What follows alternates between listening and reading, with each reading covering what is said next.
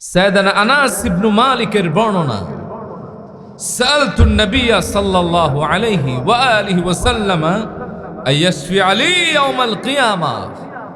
হযরত আনাস ইবনে মালিক বলেন, আমি আল্লাহর হাবিবের কাছে একদিন আরজ করলাম, অনুরোধ করলাম, দাবি জানালাম, আবদার করলাম, ইয়া রাসূলুল্লাহ, কিয়ামতের দিন আপনি আমি আনাসের জন্য সুপারিশ করবেন, আমার জামিন হবেন, কিয়ামতে আপনি সুপারিশ করে আমাকে টেনে টেনে জান্নাতে নিয়ে যাবেন।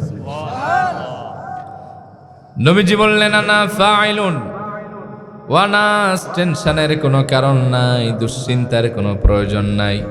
আমি রসুল কথা দিলাম, তুমি আনাসের জন্য কিয়ামতের দিন আমি রসুল অবশ্যই শাফাত করব। সাইয়েদানা আনাস ইবনে মালিক বলেন, এরপর আমি জানতে চাইলাম, ফাআইনা আতলুবুকা ইয়া রাসূলুল্লাহ, ওগো আল্লাহর হাবিব, কিয়ামতের এই বিশাল ময়দানে কোথায় আমি আপনারে তালাশ করব? কোন জায়গায় গেলে আমি আপনারে খুঁজে পাবো? কোন জায়গায় গেলে আপনার সাথে আমার দেখা মিলবে? আল্লাহর হাবিব বললেন, উতুলুবনি আউওয়ালা মা তাতুলুবনি আলাস সিরাত ওয়া নাস, সর্বপ্রথম তুমি আমারে পুলসিরাতের কিনারায় তালাশ করবা। আনাস রে, আমি পুলসিরাতের কিনারায় আমার উম্মতের পাহারাদার হয়ে অপেক্ষা করব। আনাস, আমি চাইব না পুলসিরাত থেকে ছিটকে আমার কোন উম্মত জাহান্নামে পড়ে যায়। আনাস, সর্বপ্রথম তুমি আমাকে পুলসিরাতের কাছে তালাশ করবে। সাইয়েদানা আনাস বলেন, এরপর আমি বললাম, ফাইল্লাম আলকাকা আলাস সিরাত, ও নবী, যদি আপনারে আমি পুলসিরাতের কাছে না পাই, কোন জায়গায় গিয়ে আমি আপনারে তালাশ করব? নবীজি বললেন, ফাতুলুবনি ইনদাল মিজান, ও আনাস, যদি তুমি আমারে পুলসিরাতের কাছে না পাও, তাহলে দ্বিতীয়বার তুমি আমারে মিজানের কাছে তালাশ করবা।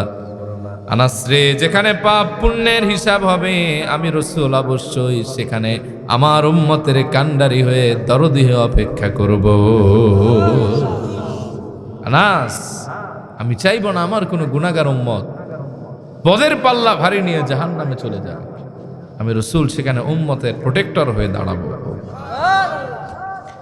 সাইয়েদানা আনাস বলেন, এরপর আমি জানতে চাইলাম, ফাইল্লাম আলকাকা ইনদাল মিজান, ও নবী, যদি আপনাকে আমি মিজানের কাছেও না পাই, ওই কিয়ামতের দিন আমি কোথায় গিয়ে আপনারে তালাশ করব? নবীজি বললেন, ফাতুলুবনি ইনদাল হাউদ, ও আনাস, সর্বশেষ তুমি আমারে হাউজে কাউসারের পানে তালাশ করবা। আনাস রে, আমি ওখানে আমার উম্মতের জন্য জান্নাতি শরাব নিয়ে অপেক্ষা করতে থাকব। আনাস, আমি আমার উম্মতকে জান্নাতি শরাব পান করায় জান্নাতে ঢুকাই দিই। ফাইন্নী লা উখতিউ হাযিহি সালাসা মাওতিন, এই তিন জায়গার বাইরে আমি কোথাও যাব না রে আনাস। তুমি এই তিন জায়গার যে কোনো এক জায়গায় তালাশ করলে অবশ্যই আমি রসুলকে সেদিন পেয়ে যাবে।